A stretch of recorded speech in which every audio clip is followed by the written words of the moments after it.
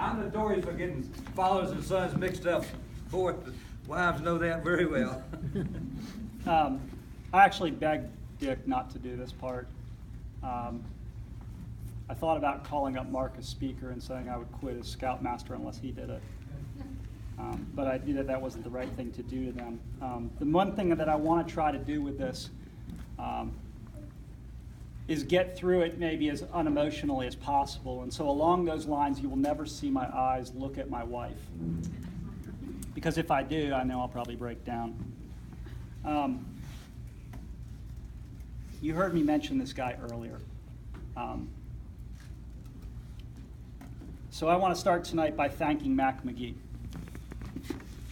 The reason I want to thank him is because I walked into a meeting roughly 11 years ago for Cub Scouts. And my understanding now at the time, Mac, was that this was an informational meeting, that it was not conscription. And Mac ran the meeting much in the way Mac does. He ran it short and sweet. He was just like going, I need you to do this, this, this, this, this. You know, and I remember he looks at me, and Scott Moore is back there. He can back this up. And he says, so we need a Tiger leader to start the year. You're it. Now, by the time I had processed what had happened, the meeting was adjourned. Scott Moore literally was running down the hallway so that no one would assign him any more responsibilities. And so I'm sitting in this room by myself at this point, except I think Mac was in there laughing. And I'm thinking, now I'm a scout leader.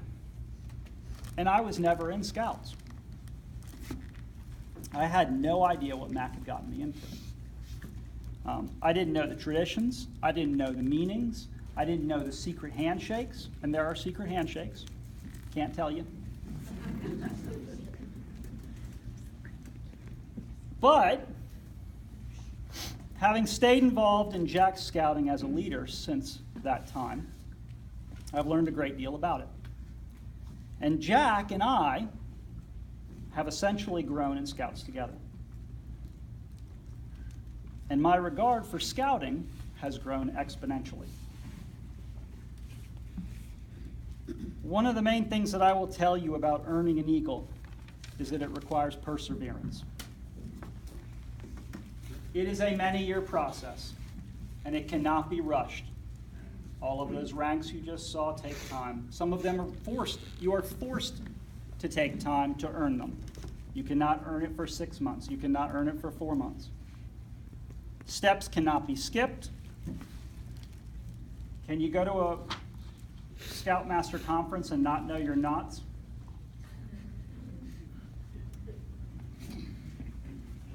In this world right now, an eagle is the antithesis of instant gratification.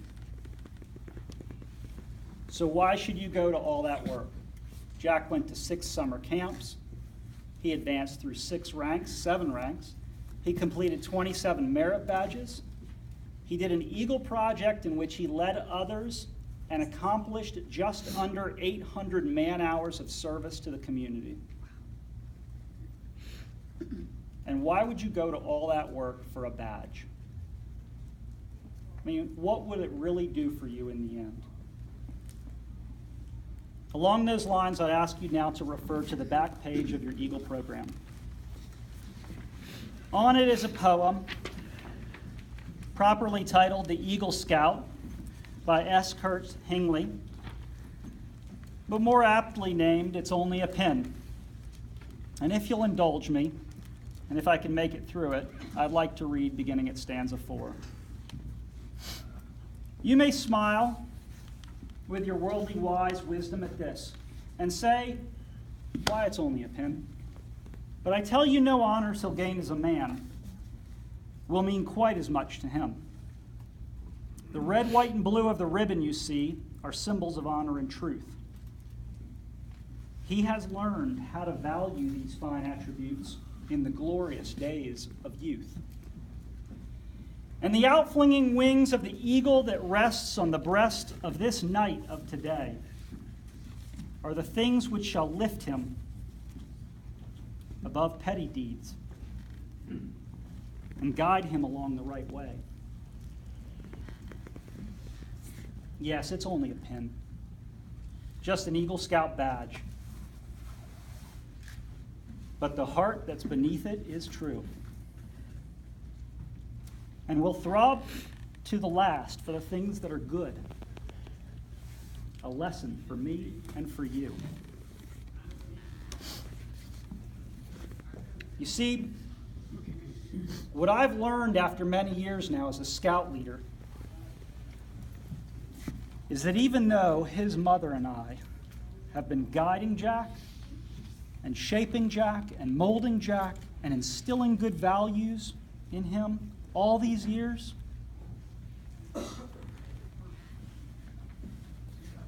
there has been this other significant, amazing force in the background, invisibly, persistently shaping him in an equally positive way, and that has been Scouts.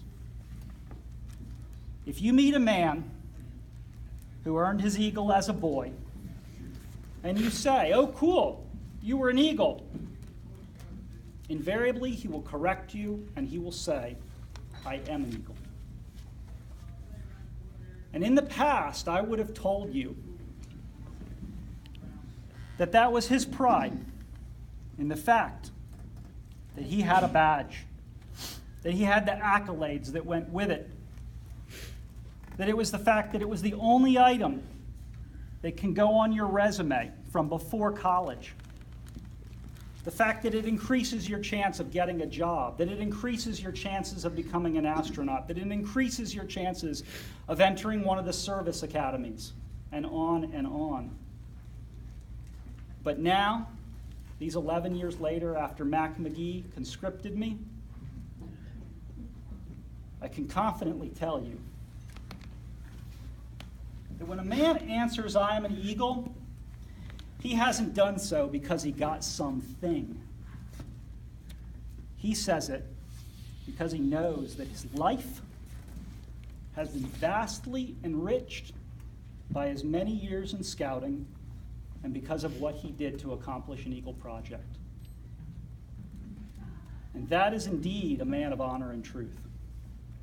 And so tonight I say to you, son, congratulations on what you've become and for being part of such a noble brotherhood.